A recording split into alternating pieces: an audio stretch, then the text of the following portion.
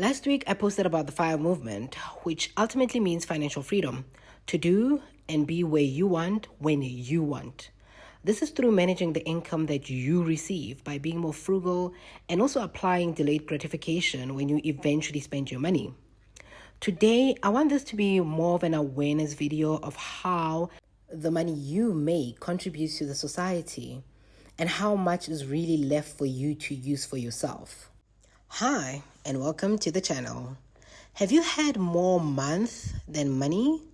Well, I'm hoping today's video will help you realize how your money is being distributed, right?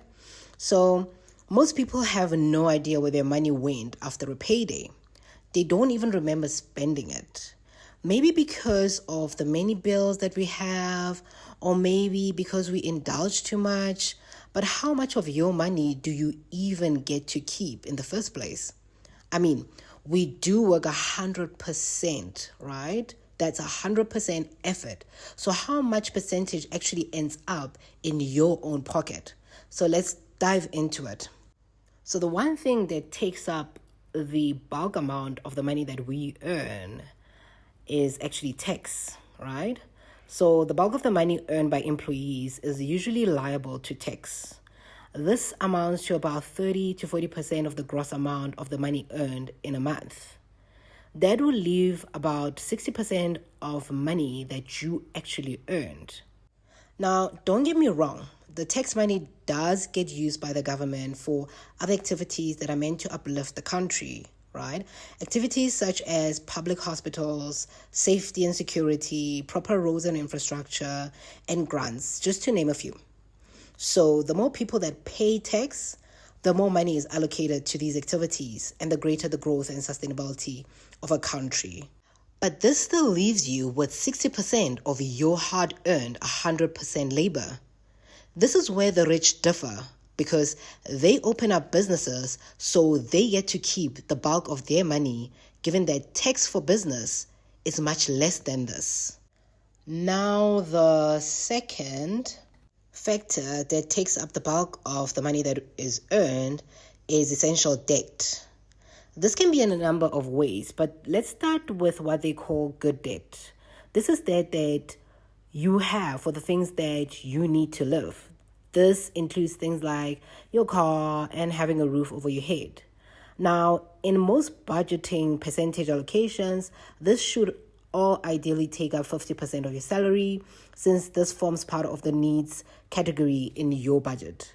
But in most cases, this is a bit at a higher percentage for most people, which is why most middle-class employees are struggling with debt, because they have taken on more than the share affordable. Hence, there's nothing left over for investing, savings, or any money-growing activities. The 50% would, of course, include things like groceries, kids' education, and all other essentials. But remember that we're just focusing on the debt portion of necessities. Or put in other words, this will be 50% of your 60% left over. So this would leave us with 30%, since this is like 50% of what is left over from your salary after tax, right? So the third point is subscriptions and streaming services as well as contracts. Yes, that lovely phone that needs a monthly repayment. Well, these usually fall in the wants category of the budget, which should ideally take up 30% of your budget because we can do without these. You will also find that lately, cable is ranking higher than just getting an internet connection and subscribing to a streaming service. Streaming services are less expensive, but if you are not using them, why lose money on them? Just cancel, since most are paid on a month-to-month basis and only pay when you need them. As for cable, it is just too expensive. If you really need to watch local series, rather downgrade your package to one that meets your limited requirements. The rest of your money can then be focused on paying off your debt. As for contracts to phones, a phone can last longer than 2 years, so there is really no need to keep upgrading. The way the market climate is going, if you need to, you will always qualify for a phone on contract. There will always be a service provider desperate for a customer out there. Then there's interest rates. This is bad debt, right? Whichever way you look at it, this is bad debt, which is actually your credit card bills, store cards. This is part and parcel of the 30% that should occupy your budget. That falls in the wants category. In the bad credit category, you will notice that the interest rate is a bit higher than in the good debt category. Although the amount due per month is mostly lower than the former, it is levied on a monthly basis, which means that you are paying too much. Well, interest rates are levied on most loans, car loans, credit cards, basically any money that you borrow and use that is not your own. This is how banks make money. Remember, banking is a huge industry and it's also a business. So by paying interest, you are paying somebody else's company to keep their lights on. If you look at things like your home loan, you will probably pay twice, if not 3 times the value of the house after your bond term comes to an end. This is because back in the day, property used to be a great investment vehicle. You will usually make the money back if you sold your house. These days, if you calculate the amount of money for maintenance, rates and taxes, levies, and the bond itself, how much of it do you think you will make back in a sale?